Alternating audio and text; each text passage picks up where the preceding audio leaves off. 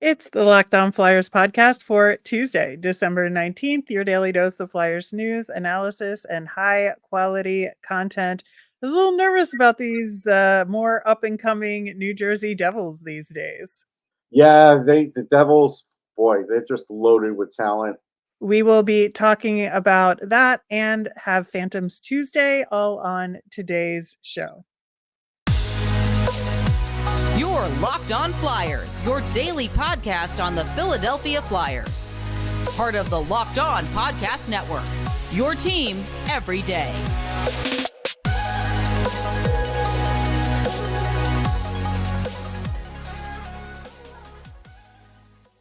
Hey there, and thanks for making Locked On Flyers your first listen every day. I am Rachel Donner. You can find me on the app formerly known as Twitter at rmiriam. I'm here as always with Russ Cohen, who's on all your favorite social media apps at Sportsology. We are at Locked On Flyers on Twitter, Blue Sky, Instagram, and Threads as well. Today's episode is brought to you by Game Time. Download the Game Time app, create an account, and use the code LOCKEDONNHL for $20 off your first purchase. You can find us for free over on YouTube. We're on the SiriusXM app or anywhere you listen to podcasts. You'll get our latest episode as soon as it's available here on the Locked On Podcast Network, your team every day. Russ, I want to get into a couple of things that John Tortorella said at practice yesterday. I thought it was really interesting because I think that he brought up a couple of things that we've been saying and said it specifically in the way that we would have liked it to have been said. And so I just thought it was nice to hear from him on that front. First off, we don't know for sure if Sanheim's going to return, but Torts was acting like he will. Right. Coots had a maintenance day, and he'll play against the Devils. Good to see him get the day off. Honestly, I think Yeah, that'll well, be especially helpful. since he played a game they didn't want him to play because of illness. So it's good that he Yeah, will play. yeah. So we'll see on that. But he talked about two separate issues yesterday. Number one, Morgan Frost, and we've sort of been harping about Morgan Frost, and we didn't like that he was in and out. And we've said, look, he's been making really great plays. He needs more of an opportunity to thrive. And lo and behold, that's literally what John Tortorella said. He mentioned specific things that we have mentioned on the show in terms of him being one of the best guys on the power play that the Flyers have on Of course. a not good power play. But we noticed Morgan Frost. He's been Mhm. noticing Morgan Frost and said that he was probably the best guy on their power play. He makes noticeable plays. He mentioned specifically that play to set up Tippett's goal the other day. He keeps improving, and that he needs to find spots to allow him to flourish more and get him more ice time along with Owen Tippett. So I think he agrees with us, Russ. Yeah, after 30 games. It's like I think it took him a while, but that's all right. I mean, at least, for Frost's sake, I was saying it not so much to kill John, but to benefit the player. I wanted to see the player benefit because I just felt like he was Right. being wasted. And I could see a lot of these, and so could you, these little things that he will do in a game that a lot of their guys just don't do. It's just not in their skill set, and that's okay. But you need a guy like that out there on the ice. And when you're playing against a team like the Devils, you definitely need a guy there like that out on the ice because they've got a lot of those guys. And so that's something where, because the Flyers are a big work ethic team and play hard, maybe play over their Right. heads. But as far as pure skill, they're not as skilled as a lot of other teams. So that's why, yeah, Frost should be out there. Yeah. The other thing he said, which is spot on to a thing you have said, Russ, many times, is that you just never know with defensemen and you shouldn't give up on them as far as like defensive prospects and waiting until they get a little older because sometimes they just suddenly get better, at Mhm. age 24, 25. And, he was Sometimes even talking. 26 or 7 for Yeah, yeah. yeah. So he was talking a lot about Nick Seeler in this context, which I think like in this season so far, he's taken tremendous steps forward. And I think him with Walker has been a huge part of that.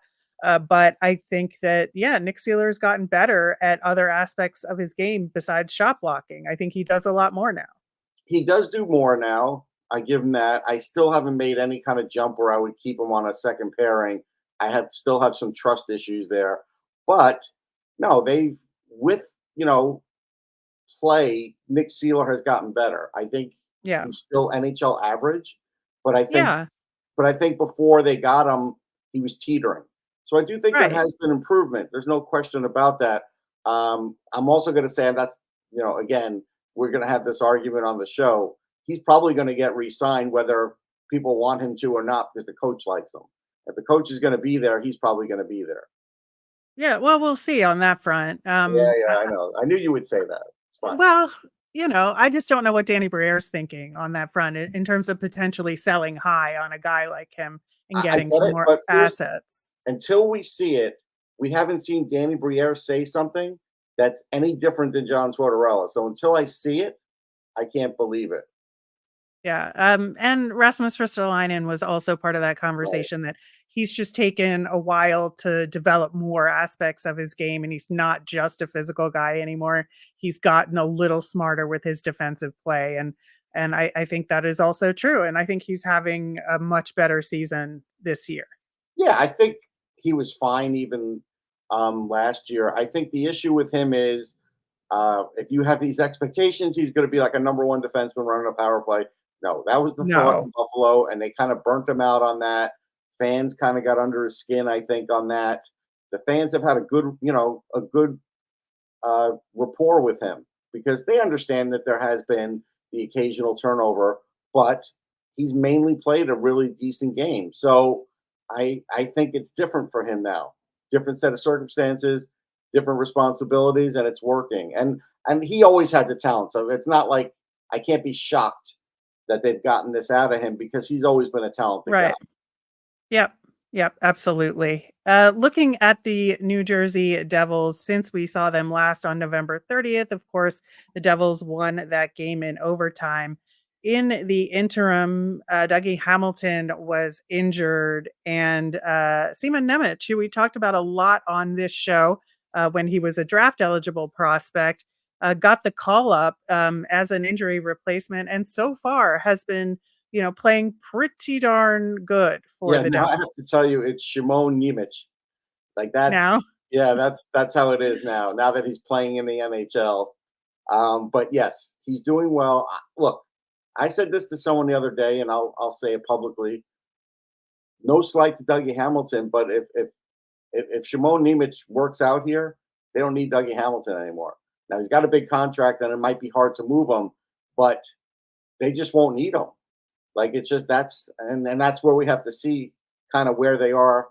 And but yeah, they still have some issues. I still think they're missing Damon Severson because he was a good all-around defenseman. right? And I think he added something defensively that still they're missing a little of until Hughes and Nemec sort of grow into that. So there is opportunity there for goals, and their goaltending is not super. Right. But they move the puck quickly. Fast and Hughes are literally faster than anybody the Flyers have. And so that is a problem too. Like you can't make mistakes with them. Obviously, you don't want the game to go to overtime because Jack Hughes is the single worst guy to have to face in overtime. If he gets the puck first, you're probably not getting it back. That's the Yeah. reality. We saw that last time, and that's just a fact. Right. I think another factor coming into this game is they got pretty humiliated in their last game Yeah. against the Ducks, 5-1, where former Devils player Adam Henrique got a hat trick. Yeah. And that was tough to live down. Devils fandom is like, let's trade for him back, and they want Gibson actually from the Ducks. Yeah. And I saw tons of trade proposals out I there that know. involved I don't think it. Gibson's going anywhere. That's the funny thing. It No, seems like it's just not going to happen. I get the Henrique thing, but the fans were kind of fed up with Henrique. I thought. they were. I Yeah. know. It's just really funny that that's what ended up happening in that game. So the Devils are like a little bit stung and may want to exact their revenge on their next Well, it's opponent. not going to be them. I know Lindy Ruff a little bit as a coach, and he's been around long enough, and he probably is practicing them pretty hard. And so, yeah, Lindy is going to light a fire under them. That's what's going to Yeah. happen. I mean, regardless of that loss, the Devils are 5-3 overall since we saw them last, 7-3 in their last 10. I mean, they have been much better over the past like 2 to 3 weeks than they were earlier in the season. I mean, you're going to laugh. Besides Bratt, who I think really has turned into a star in this league, and I think the Devils got that right as far as extending him and everything else. Eric Halla has been amazing, and he is a guy like literally because I Yeah. think he's on the third line. Yep. That you have to watch him. You have to watch for that because he's putting in points. You know, Palat's been a pretty good pickup, but I don't think Palat's ever going to show his worth until it's the playoffs. But I've been impressed with Halla, and to the point where I'm like, wow, I think as highly of him as I did 2 or 3 years ago. Where last year I was thinking, or I don't know, his game's kind of fallen off, but he's been really good. Yep, I agree with that. So I think the other big element to this game is that the Devils have the number one power play in the league and going up against, the Flyers top rated. It's not the top in the league, but it's pretty close in terms of the penalty kill. So that is going to be a huge matchup. Honestly, the Flyers would do themselves well to stay out of the box entirely, but should they, I think they're going to really have to batten down the hatches and maybe dial back the aggressiveness a little bit just to make sure they have guys back to cover those Devils fast skaters. I agree with that. What I've seen happen over the years when the number one power play usually goes up against the number one penalty kill, a lot of times they do get pretty close to negating each other. But the problem is the Flyers power play would then have to do something. Right. And if it doesn't in this game, it could cost them. That's really what it's going to, if that's the real big issue here. I think otherwise both sides are up to the task on facing each other the other way, but that's where the Flyers are kind of at a disadvantage because their power play looks like it's still working for the first time at times. So, and I think the other thing the Flyers can do is get set up more, even at 5-on-5, to Mhm, get more chances to get the goalie to move, right? So they have to mhm. do plays to get the puck moving around so that the goalies will move because to your point, goaltending has been an issue for them. So I think that is where they're going to get their opportunities more often than not in this one. But it's going to be an interesting matchup. Looking forward to it. It is Phantoms Tuesday. There is a lot to talk about with the Lehigh Valley Phantoms, and we will be doing that coming up next. As the weather gets colder, the NFL offers stay hot on FanDuel. Right now, new customers get $150 in bonus bets with any $5 money line bet. That's $150 if your team wins. If you've been thinking about joining FanDuel, there's no better time to get in on the action. The app is so easy to use. There's a wide range of betting options, including spreads, player props, over-unders, and more. Now I'm going to tell you, bet the under on the Eagles-Seattle game because Jalen Hurts is sick. And I expect him to play, but I don't know if he's going to be even close to 100%. So now, and especially with the new defensive coordinator that they have, they might be a little more pumped up on defense, but I just think this is now going to be a little bit sluggish. So we'll see. That's how things can change in the NFL. So visit FanDuel.com/locked on and get in on the action this NFL season. FanDuel, official partner of the NFL. The Flyers, of course, play the Devils at 7 p.m. So you can catch every second of the Flyers' hometown broadcast with SiriusXM on the SXM app. Search for Flyers. We will also be having our mailbag segment tomorrow. So get those last questions in for the week. You can email us at lockedonflyers@gmail. You can send us a message on Twitter or comment over on our Soon it's YouTube going to be for the channel. year. Right now it's still for the week, but we're getting close. Yep, that is true. That is very true.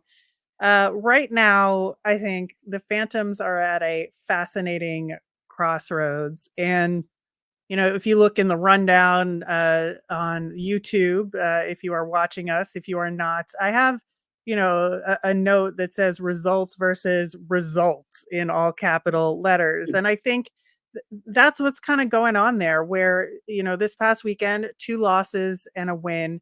They are now 11-11-4, which is 500 hockey.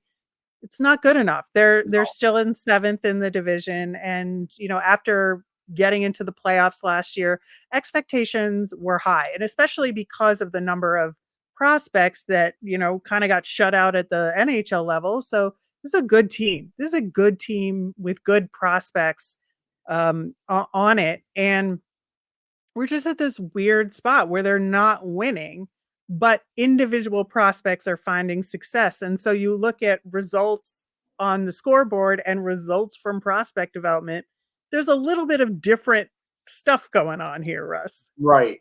No, I mean, look, ultimately, results from the prospects is the most important. But you still want the team to win. You still want them to get playoff experience. And right now, if the season were to end, that's not happening. It shouldn't be that if you pull Ollie Licks out of the lineup, this is what happens to the team, but it's happened. And so that's a little disturbing. And unfortunately, that does fall on the coach a little bit. So because he's got to figure out the winning, the coach has to figure out the winning formula.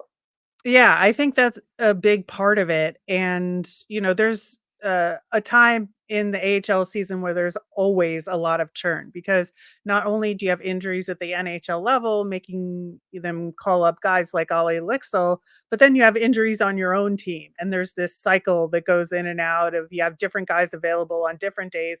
You've got weekends with 3 games in a row, like we just had where there's just a lot of wear and tear on the players and you're trying to rotate guys in and out. So there's a lot of movement, a lot of different things happening. Like this week, we had, Louis Belpedio got back in the lineup on Saturday after he finally got sent down. They paired him up with Emil Andre.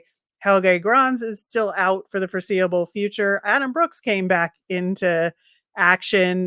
Mason Millman and Matt Brown are on the, call up, send down to Reading cycle. So a lot of change happening while you're trying to get these results.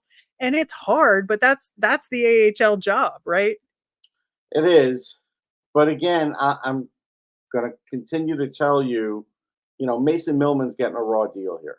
I just don't understand why they're just so easily sending him back to Reading. It might be a situation where they're like, well, we can only have 2 5'9" defensemen or two, because you've got Andre. So it's like, Millman's just got to go because we can't have too many small defensemen. Maybe they only want one. Maybe that's what it is. I don't know the answer, but I don't like what I see from it because he's better offensively than Louis Belpedio. I get Belpedio may have a better all-around game, but there's an all-around game in Millman that if he actually got playing time could show you that it's pretty good. And he's more important to the future of the Flyers than Belpedio. I'll continue to say that until Millman's not around anymore. Right. Again, it's a good question Yeah. for the team and management. Speaking of which, there was a huge management presence at Friday's game. All the player dev guys there, including like Patrick Sharp, John LeClaire, Sam Moran, Chris Stewart, Alan McCauley was there. Like literally everybody was there. Right. So there is like an actual in-person presence that's been happening No, here that's with good. these guys. Yeah, which is a really good thing. And we talked last week about guys having to step up with Ollie Lixel up with the Flyers, and at the time Tanner Lazinski was out with the injury. He came back in a little bit, but again, he was banged up a little bit. So, is he going to be 100%? Don't know the answer to that. But we called on some specific guys that were going to have to step up in Emil Andre, Samu Tuomala, Wade Allison, Cooper Marody, and J.R. Avon. And individually, they all had pretty good weekends, I'm going to say, despite the fact that the team lost 2 of the 3 games. And the one they did win was an overtime win. Emil Andre had a goal and an assist in each of the games on Wednesday and Friday, plus an assist on Saturday. Yeah, his Samu play's Tuomala, picking up. That's nice. it is really nice. Samu Tuomala, honestly, super thrilled for him. He had a goal Wednesday, a golden assist Friday, plus an assist Saturday. And Lappy mentioned something in particular about him in terms of his power play time. They moved him over to the circle half wall area on the power play. and his shot is getting better and better from there. And in fact, the Phantoms, I forget which game it was, but they got a specific power play goal because the defensive coverage of him in particular sucked an extra guy over that allowed Right. somebody else to get free and score that goal. So not only is Tuomaala playing better, but other teams are noticing it and covering him that way. Well, everybody knows he has that shot. It's not a secret. They knew that in the draft. The secret's going to be, can Tuomaala rise above AHL play? Like, that's what we're looking for. So this is good, but I still need more. Like, this isn't, a lot of prospects, you'd be satisfied and say, oh, look, need more out of him because, especially with what's been missing the past couple of years. But here's the other head scratcher, okay? You tell me, and this is where I have to, take Ian Laperrière to task a little bit. I think he's done a better job than last year. I don't think it's a lot better though. I think it's marginal. And if he wants Alexis Genron to score goals, then don't play him in one of 3 games because goal scoring isn't this, oh, we'll put him in and maybe he'll, score a goal this game, but, we won't play him the next couple. And it's like, well, how's he going to be a consistent goal scorer if he can't get consistent ice time? I think that's part of it. I also think he's one of the younger guys, and right now they're prioritizing other players. I don't know that that's the right decision either, but that is what's happening right now. And I think with him, they're also seeing some mistakes in other aspects of his game, and so they're trying to build those up as well in Right. practice So to get him to the point where he can play more regularly in the game. if you're going to tell me now that young players can't make that many mistakes up in the NHL, I'm going to bristle a little, but I'll go along with what you just said to me. Like, hey, this is the AHL. This is built to make mistakes. This is a league that is a developmental league. He is supposed to be in there to make mistakes and overcome those mistakes to become a better player. He's not playing enough. Yeah, I would separate those 2 things a little bit, especially with what Lappy has said about him and about making mistakes in general, because I think Lappy is actually pretty good about balancing his feedback in terms of mistakes that you can learn from and Mhm. having the right attitude versus not. And he's only going to get on somebody if they don't have a good attitude about learning. And I think that's the difference here. And that I do think there is a plan with Gendron. You can disagree with it, but I do think they recognize something there. And I think it's a valid opinion to, have him in more games, and get more ice time. Sorry, which game did you say they had a big presence? Friday. Friday. So that's the game Gendron played. Yep. Don't think that was by mistake. Laperrière made sure. No, I'm just saying. Laperrière made sure he put him in there so the brass could see him. But then in the other games, it's not as important because they probably weren't there. I do I'm not just know saying that. these are things that go on, Rachel, in organizations that I see that I have to talk about because, again, and I know Briere gets to, Lehigh as much as he can, and that's fine. And Macaulay's there all the time, so he'll talk to him about it and tell him. But again, there's a way to do this, and they're not doing it. Laperrière is not doing it the right way. That's all. All right. That's fair.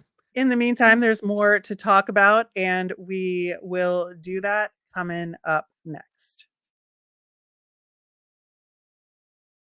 Buying tickets to your favorite events shouldn't be stressful. Game Time is the fast and easy way to buy tickets for all the sports, music, comedy, and theater near you. With killer deals on last-minute tickets and their best price guarantee, you can stop stressing over the tickets and start getting excited for all the fun you'll have.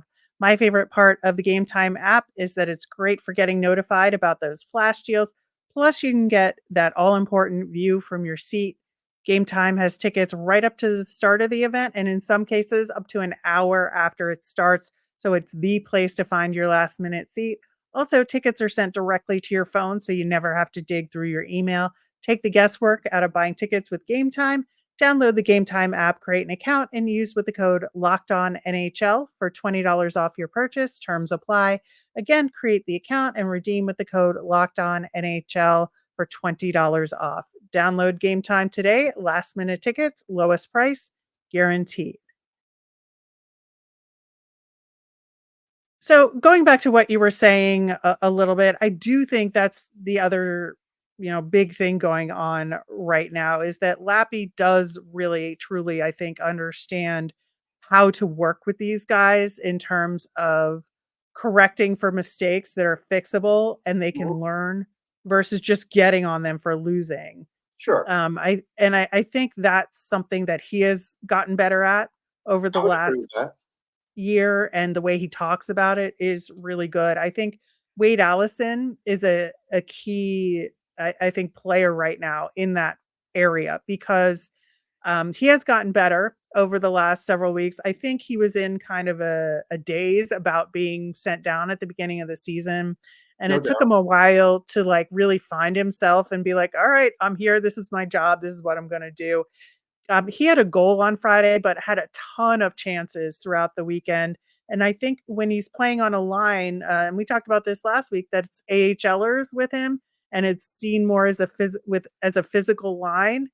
I think he's finding ways to be that offensive firepower and that offensive spark on that line in a lot of ways that maybe he didn't a few weeks ago.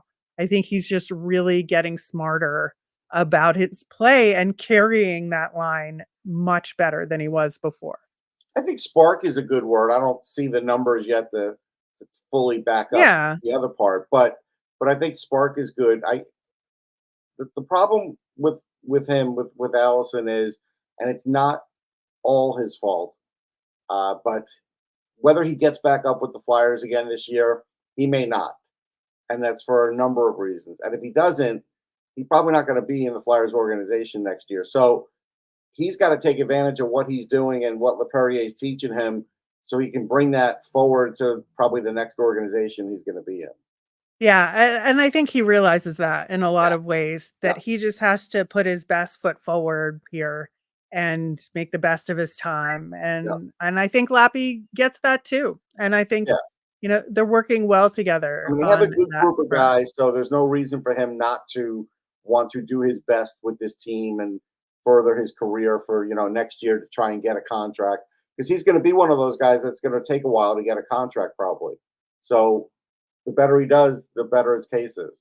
Yeah, in the meantime, Samu Tuamala has taken over the top scoring position on the team because he's simply been playing, Right. um and Ronnie Attard is in the top 5 on the team in scoring. He's Yeah, the I'm going to team's start top beating that scoring drum a little defenseman. bigger for him to get in the Yep. NHL, because there's an opportunity there, whether they want to see it or not. Yeah, and I think the Flyers, to our points we've been making for the past several weeks, could use a guy like him with his shot, Yeah. especially on the second unit of the Yeah. power play. The Phantoms are going on the road for the next little bit. They've got 2 games Christmas week on Thursday, December 21st, and Friday, December 22nd at Charlotte before the holiday break. That those are going to be 2 big games where they need to get W's because it's against a team in the division. Got to get those points. Got to Yeah, get they back can't on keep track. bleeding points. You're right. I mean, these overtime wins and losses are killing them. They might be getting a point here or a point there, but they're not moving in the standings. Not at all, and, right now they're losing more than they're winning, and eventually it's gonna be insurmountable, so they gotta start racking up some points now, They and have that's good enough the goaltending. See, the thing is, we could say, all right, look, if they didn't have great goaltending, I could understand the record, but they have good goaltending.